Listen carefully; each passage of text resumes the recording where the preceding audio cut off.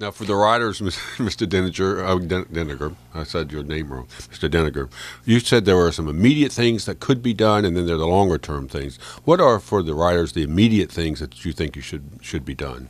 Well, the immediate things that need to be done is to bring the leadership together, the different signing authorities, the two governors, the mayor, as well as the different appointing authorities, and start setting the direction and holding the board accountable. And then that general manager should also be brought on board and be made the CEO. Those things can be done immediately. Restricting the veto authority won't require an act of Congress.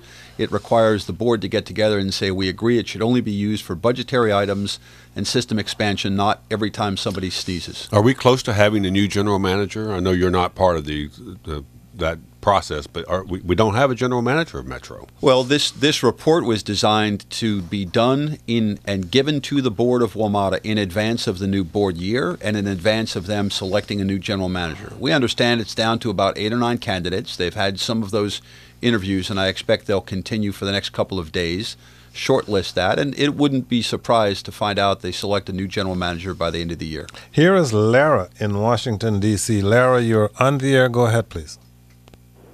Hi, Kojo. Thank you for taking my call. I have a comment and also a suggestion. I grew up in the Soviet Union and lived in Moscow and St. Petersburg. And there are very good metro systems there in both cities. Also, I lived for 1 year in Munich in Germany. I do not remember ever having any problems in the subways of those cities. At the same time here, I've waited for like half an hour. The elevators are not working. The escalators are not working. It's just amazing. Maybe they should go and take a look at what's going on there and learn from them.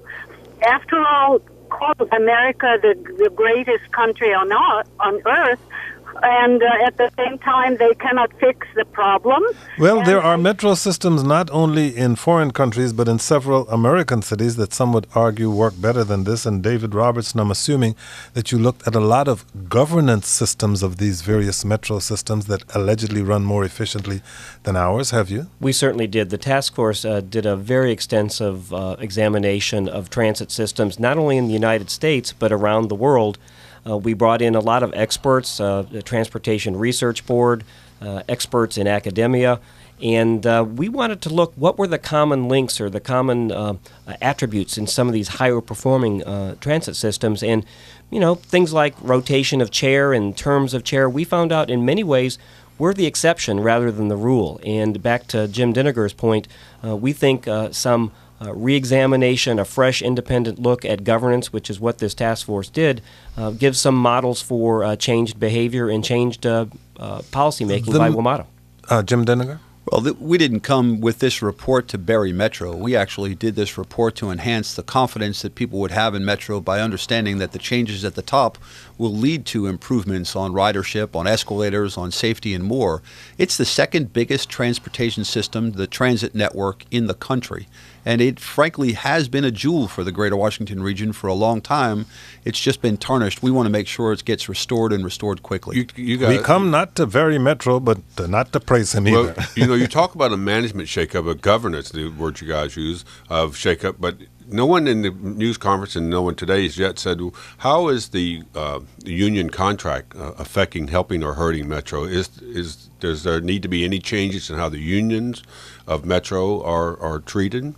Well, I would say that when we brought this group together, and I'd call it an all-star team on the governance reform, we stuck hard to the governance side of things, setting the policy, understanding the way that boards work, the best practices from around the country and around the world. It's because we didn't get into the management side of things, the funding, the transit side of things. There are other experts on that. But clearly the entire union issue is a very big management issue. It's a very big cost center for WMATA, and I it was thinking needs of to what be addressed. Michelle Reed did when the teachers union had 3 years of negotiation, but came out with a contract both sides pretty much like. Well, but having the two governors, the mayor, and the federal government really step in on this and help set the direction more at the outset of the year, I think will absolutely have ramifications for contracts down the road. And I have another quick question. Does Metro have enough money? It's just how it's spending and how it's organized? Our group looked at that pretty carefully. We did a dedicated funding task force that resulted in dedicated funding a couple years ago, and we were pleased by that. This report acknowledges, and we heard this from a lot of commentators, it's just about money. We just need more money. Throw more money at it, and we'll get it done. We acknowledge, and the report's pretty clear in this, we think more money probably is needed. There's not going to be a quick fix for a lot of these long-term capital and operating issues, but that throwing more money at this without the link to governance, we think is not going to be the long-term solution for If you WMATA. have your own